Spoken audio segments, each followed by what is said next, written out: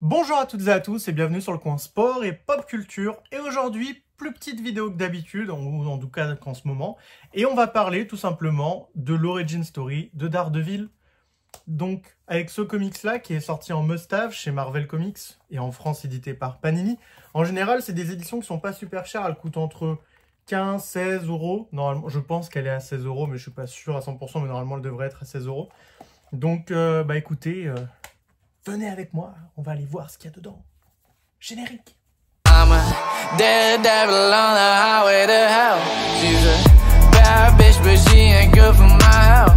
I'm a daredevil on the highway to hell. And she's a bad, bad thing that got me under her spell.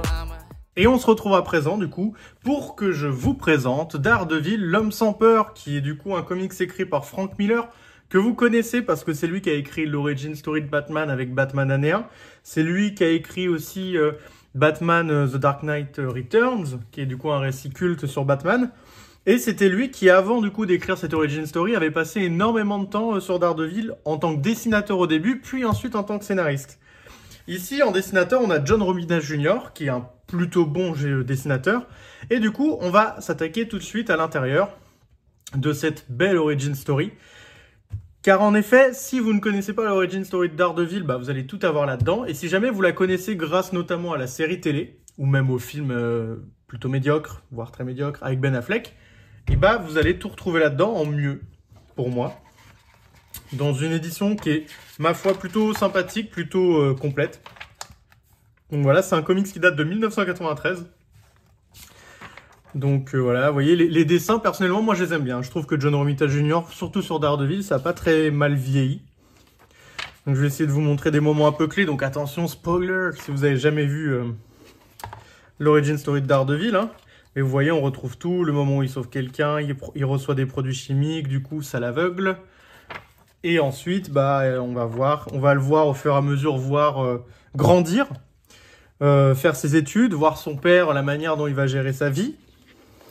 Et en fait, tout le long du comics, on va très peu voir le personnage de Daredevil. En fait, vous allez quasiment jamais... vous allez très peu le voir. Vous allez voir en fait le personnage de Matt Murdock se développer au fur et à mesure, se développer tant physiquement que psychologiquement pour après en arriver à, évidemment, être Daredevil puisque c'est une origin story. Donc voilà, je vous laisse sur cette planche parce que je trouve que c'est plutôt une belle planche. Comme je vous disais précédemment, ce n'était pas censé être une très longue vidéo. C'est juste pour vous présenter succinctement un comics que j'aime bien, parce que Daredevil, personnellement, c'est un personnage que j'aime énormément en comics.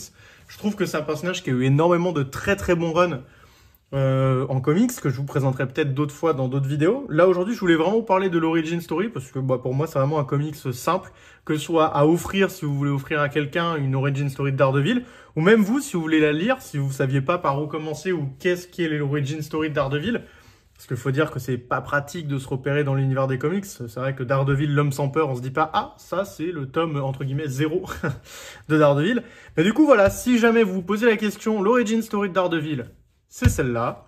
Elle est très bonne, elle est très bien écrite, elle est plutôt bien dessinée selon vos goûts, parce que les dessins, de toute façon, c'est toujours une question de goût. Moi, j'ai pas grand-chose à vous dire d'autre, à part que moi, personnellement, je vous le recommande. C'est vraiment un super titre. Lisez des comics, lisez des mangas, lisez des BD, passez une bonne journée, après-midi, matinée, selon le moment auquel vous regardez cette vidéo, évidemment. Moi, je vous dis juste, prenez soin de vous.